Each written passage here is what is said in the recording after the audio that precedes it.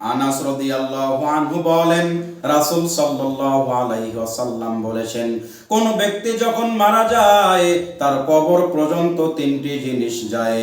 মৃত্যু ব্যক্তির সঙ্গে তার পরিবার যায়, তার কিছু সম্পদ যায় এবং তার আমল সঙ্গে যায়।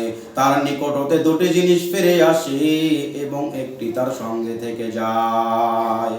মৃত্যু ব্যক্তির কাছ থেকে যে দুটি জিনিস ফিরে আসে, তার পরিবার এবং তার কিছু সম্পদ, তার সঙ্গে থেকে যায় তার আমল। এজন্য আল্লাহ রাব্বুল আলামিন বলেন, আল্লাযী খালাকাল মাউতা ওয়াল হায়াতা লিয়াবলুয়াকুম আইয়ুকুম আহসানু আমালা।